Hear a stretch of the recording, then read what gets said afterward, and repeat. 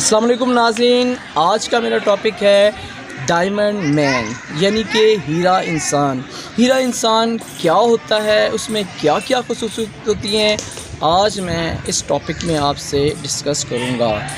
ایک بزرگ نے مرنے سے پہلے اپنے بیٹے کو 2 نایاب قیمتی ہیرے دیے اور اس سے کہا کہ بیٹا، ان ہیروں کی پہچان آج تک کوئی دوسرا جوہری نہیں کر سکا اور تم اس سے اپنی زندگی کو سنوار سکتے ہو۔ باپ یہ الفاظ کہنے کے بعد دنیا سے رخصت ہو جاتا ہے۔ بیٹا اس کے رسومات ادا کرنے کے بعد بادشاہ کی ایک کچہری میں جاتا ہے اور بادشاہ سے یہ شرط رکھتا ہے کہ بادشاہ سلامت، میرے پاس 2 قیمتی ہیرے ہیں، اگر آپ کے جوہری یہ بتا دیں کہ ان میں سے اصلی کون سا ہے اور نقلی کون سا ہے تو میں اصلی ہیرا اس کو دے دوں گا۔ بادشاہ نے جوہریوں کو طلب کیا اور ان سے اس کی پرکھ کرنے کو کہا۔ جوہریوں نے اپنی پرکھ کرنے کی پوری کوشش کی لیکن وہ اس کی پرکھ کرنے میں بالکل ناکام ہو گئے اور اس طرح وہ لڑکا بادشاہ سے شرط جیت گیا۔ بادشاہ نے اسے بہت ہی مال و متاع دے کر اس ہیرے کی قیمت ادا کی۔ اس لڑکے نے اسی طرح کئی ریاستوں میں گیا اور یہی شرط بادشاہ سے رکھتا رہا اور بہت سارا مال اکٹھا کر لیا۔ اب بہت سارا مال اکٹھا کرنے کے بعد اس نے سوچا کہ اب میں واپس اپنے گاؤں جاتا ہوں اور گاؤں جا کر اپنا محل تیار کرواؤں گا۔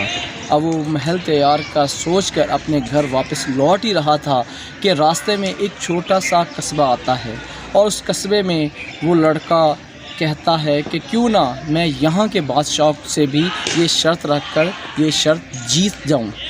وہ اس شرط جیتنے کے لیے بادشاہ کی کچہری میں جاتا ہے اور بادشاہ سے کہتا ہے کہ بادشاہ سلامت، میرے پاس 2 قیمتی ہیرے ہیں، اگر آپ کے جوہری یہ بتا دیں کہ اس میں سے اصلی کون سا ہے اور نقلی کون سا ہے تو میں اصلی ہیرا اس کو دے دوں گا، اور اگر آپ اس میں سے اصلی ہیرے کی پہچان نہ کر سکے تو آپ کو اس اصلی ہیرے کی قیمت ادا کرنی پڑے گی۔ بادشاہ نے جوہریوں کو طلب کیا اور جوہریوں سے کہا کہ آپ اس کی پرکھ کرو، لیکن اس مرتبہ جوہریوں نے ان ہیروں کی پرکھ کرنے سے صاف انکار کر دیا۔ انہوں نے کہا کہ بادشاہ سلامت، ہم ان ہیروں کی پرکھ نہیں کر سکتے۔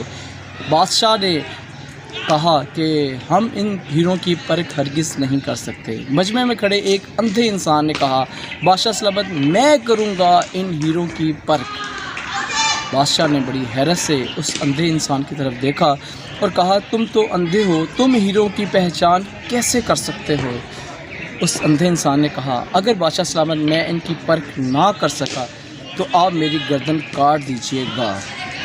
اندھے انسان نے ایک ٹیبل منگوایا اور ٹیبل پر ان دونوں ہیروں کو رکھ دیا۔ کھلے میدان میں سورج کی تیز روشنی ان ہیروں پر پڑ رہی تھی۔ وہ تھوڑی تھوڑی دیر بعد کبھی ایک کو ہاتھ لگاتا، کبھی دوسرے کو ہاتھ لگاتا، کبھی ایک کو ہاتھ لگاتا، کبھی دوسرے کو ہاتھ لگاتا۔ بالآخر اس نے کہا کہ بادشاہ سلامت، یہ اصلی ہیرا ہے اور یہ نقلی ہیرا ہے۔ بادشاہ بڑا تعجب سے اس لڑکے کی طرف دیکھنے لگا اور اس لڑکے نے کہا، بالکل صحیح کہا، یہی اصلی ہیرا ہے، لیکن اے بزرگ، کیا آپ مجھے بتائیں گے کہ آپ نے اس کی پرکھ کیسے کی؟ اس اندھے انسان نے کہا کہ بیٹا، جو سورج کی تپش کو برداشت کر لے، جو وقت کے حالات کی سختیوں کو برداشت کر لے، وہ ہیرا ہوتا ہے، اور جو اس کی پہچان نہ کر سکے، ان سختیوں کو برداشت نہ کر سکے، وہ شیشہ ہوتا ہے۔